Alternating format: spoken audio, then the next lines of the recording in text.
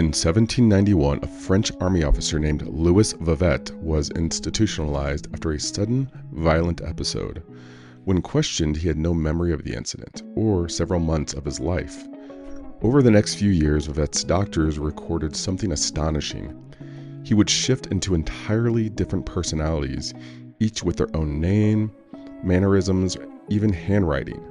One self was paralyzed, the other could walk. At one point, physicians believed he had 10 distinct identities, making him one of the first widely documented cases of what is now called Dissociative Identity Disorder. His case helped birth an entire branch of psychiatric curiosity, though in the decades that followed, dissociation would swing between being seen as legitimate, spiritual, dramatic, fake, or even fabricated. In today's episode, we are entering the complex world of dissociative disorders, where memory, identity, and consciousness fragment in ways that challenge not just diagnosis, but our understanding of what it means to be whole. Hey everyone, welcome to the show. This is your host, Matt Lawson, and as hinted to in that opener, we're going to be looking at the cluster of dissociative disorders, which are conditions that involve disruptions in memory, identity, consciousness, or perception. In short, the mind disconnects, sometimes just as a way to protect itself. You see the disorders a lot in individuals that have experienced overwhelming trauma, especially during childhood. Instead of fight, flight, or freeze, the brain takes a fourth path, disconnect. Some people lose time, others forget entire chapters of their lives. Some feel like they're watching themselves from outside, while others shift between distinct identities, each carrying its own individual stories. It is one of the things with these disorders that has always just fascinated me is it really underlines just how amazing our brains are, that it will split and create these other identities as a protective way to protect ourselves, and just become these like siloed individual pieces that are able to take on certain parts of our world just as a way to adapt. Before we really get into the meat of this, I want to introduce a new segment. Well, it's a segment I'm redoing. I've done news before, but this is going to be a little bit more tech forward, tech heavy. One of the things that I have been thinking a lot about is the way technology is enhancing our profession, let's say, and some of the different concerns that are coming up. I mean, will AI be able to replace therapy? If you've ever looked at anything like Character AI, one of the most popular chatbots on this platform is a therapy chatbot, and people are using it as their coach, as their therapist. Something else I've also really thought a lot about is mental health therapy, psychology. I think in the past has been really, really slow to keep up with tech. It took the pandemic for us to really embrace video chat therapy, which it amazes me. More than like 75% of my practice right now is video based.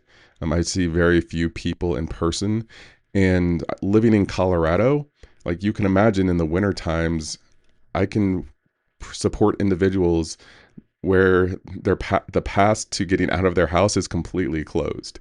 As long as internet and electricity is still running to their house, even a phone line is still running, or they have their phone is connected, I can still provide support.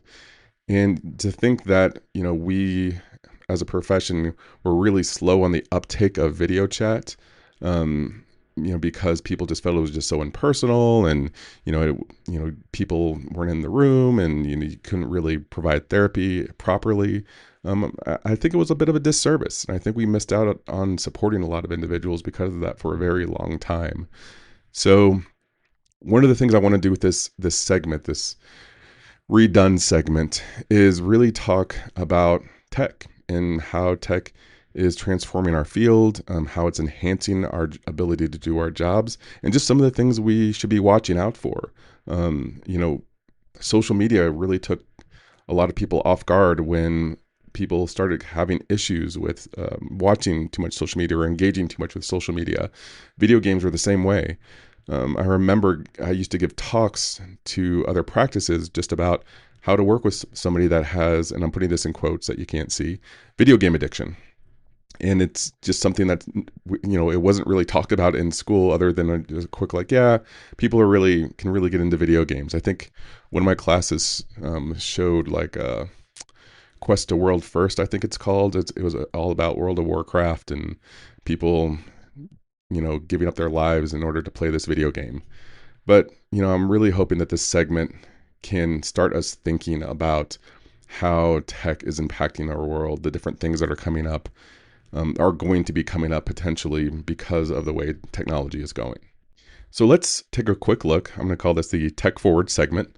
This week, we're looking at how technology is reshaping our understanding of trauma and dissociation. So new AI supported therapy platforms like Reflect Health and WYSA, W-Y-S-A, are being used to screen for dissociative symptoms with surprisingly high accuracy. I don't know if any of you have seen these reports about how they're using AI like on films with people, and it's detecting cancer really, really well, or it's detecting other issues within the body really, really well, and in some cases at a higher percentage than the doctors are. So now we're looking at how we can use this for mental health, and it's analyzing linguistic fragmentation, emotional tone in real time. And then functional neuroimaging is helping to see the neurological signature of disassociation in areas of the brain going offline under threat, especially in people with complex trauma. So we're actually taking a deeper look into the brain to see what's going on during disassociation. So we're not just talking about multiple personalities here, right? We're talking about the brain's ancient ability to protect itself and disconnect or separate or silo certain areas of the brain, and how diagnostic tools, therapeutic approaches, and ethics must evolve to understand this tech and how it's being used to support individuals. So, I think our job here is to, help reduce some of these symptoms, and being able to see this in-depth analysis of someone, I think, can help us be better clinicians and better support the symptoms that the individual is dealing with. All right. I think this is also a really good time to plug my podcast, or sorry, you're listening to the podcast. I wouldn't want to plug that. But to plug my app that I've created. This is called Licensure Concierge. You can find it at licensureconcierge.com. But it really is, it's a way to help you track your CEUs and just keep up with your license in general. You're going to find this out really quick, but for a lot of us, we have every other year we have to renew our license, and life happens, and it can be. And one of the nice things with this app is it gives little alarms, and it'll say things like you have 6 months until your license renews. You need to start up on your CEUs. We've all been there at one time or another, but having to wait to the last minute to cram as many CEUs in as possible, it is not fun.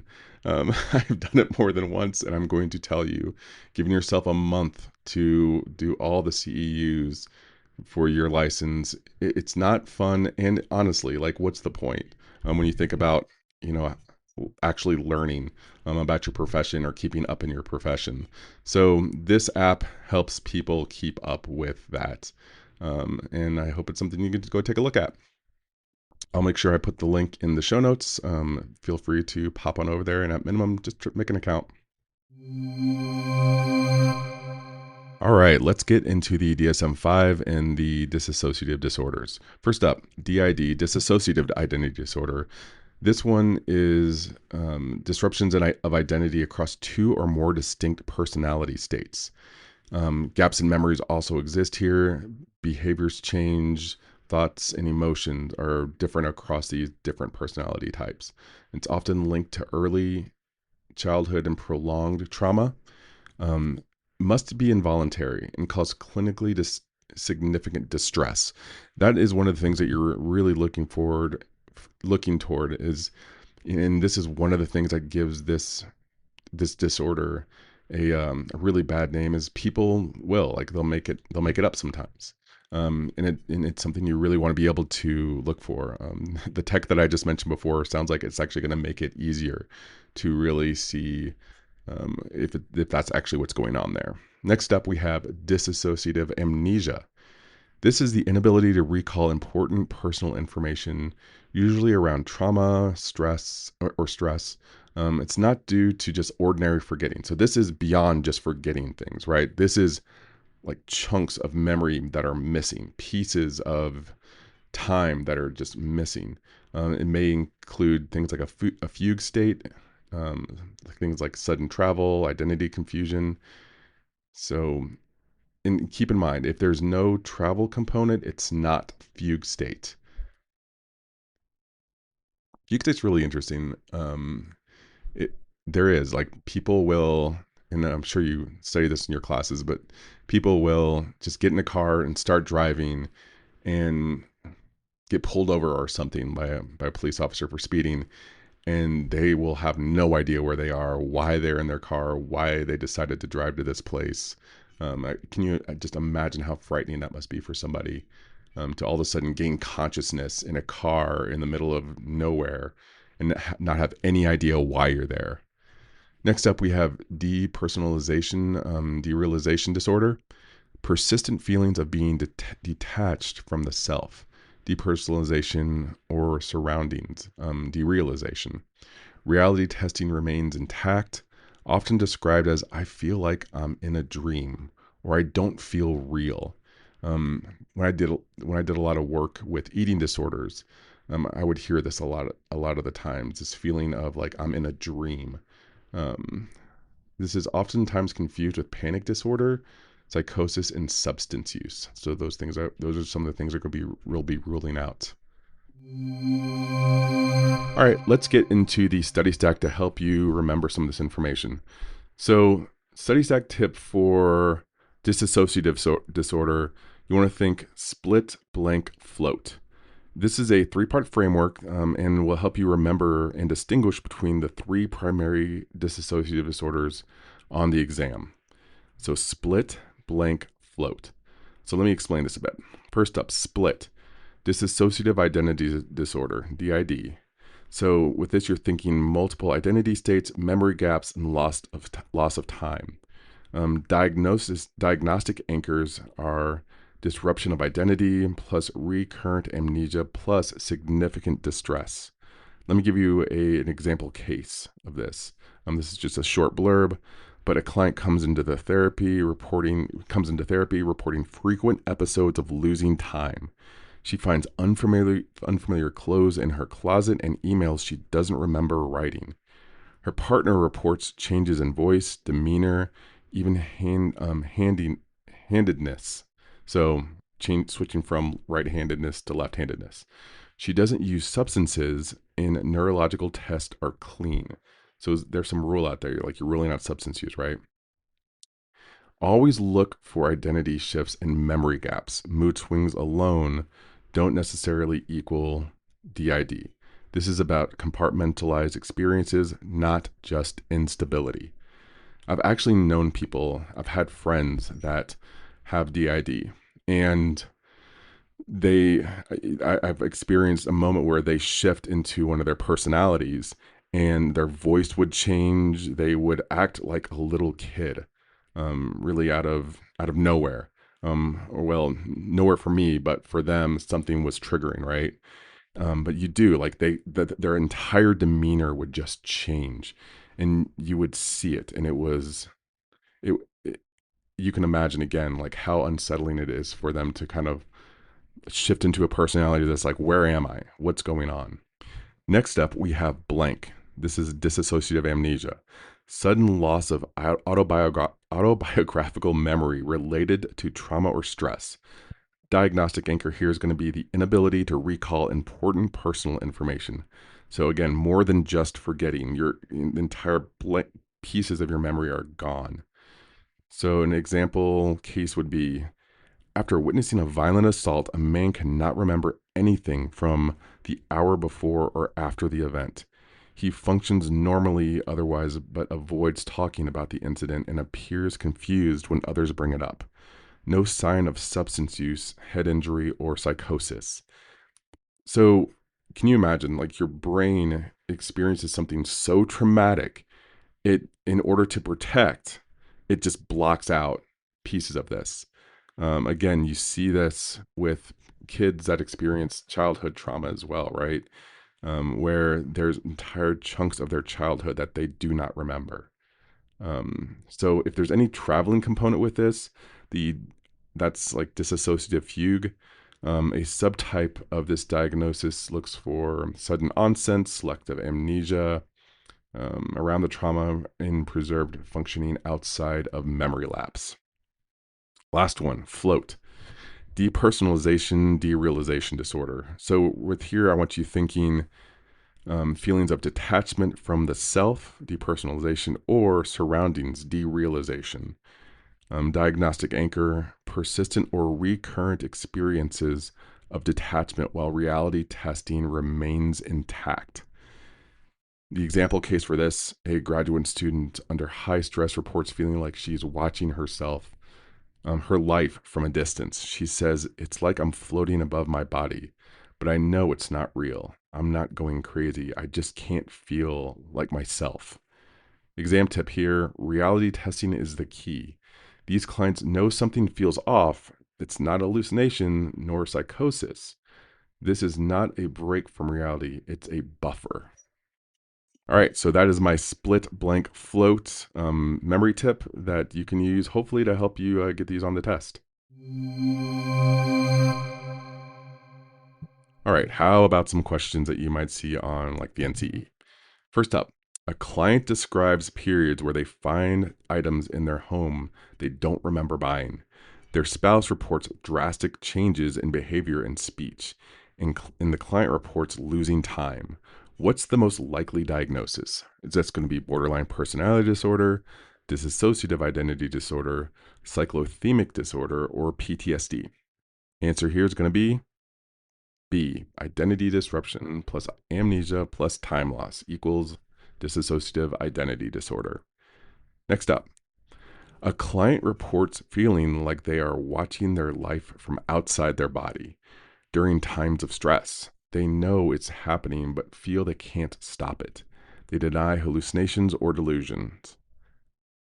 Answer here. Well, let me give you choices. A, generalized anxiety disorder. B, dissociative amnesia. C, depersonalized derealization disorder. Or D, panic disorder. Correct answer is C. Detachment from self plus intact reality testing equals depersonalization. Question number 3. A woman cannot recall the events of a car crash in which her sister died. She is otherwise alert and functional, and medical tests are all clear. Options are A, PTSD, B, dissociative amnesia, C, adjustment disorder, or D, acute stress disorder. Answer for this one's going to be B. So memory loss surrounding trauma with no physical explanation equals dissociative amnesia. All right, for all my social workers out there, my LCSWs, so remember, disassociation is not a disease. And I think that's important to remember for everyone, really. It's an adaptation. In marginalized communities, especially dissociative symptoms may go undetected or be misdiagnosed as schizophrenia, BPD, or even non-compliance. So, make sure we're looking past what's going on. You have to take the whole person into account, the whole person's experience into account. It's not enough just to see a bunch of things that are symptomatic and say, oh, this must be it. You have to look at the world this person's living in.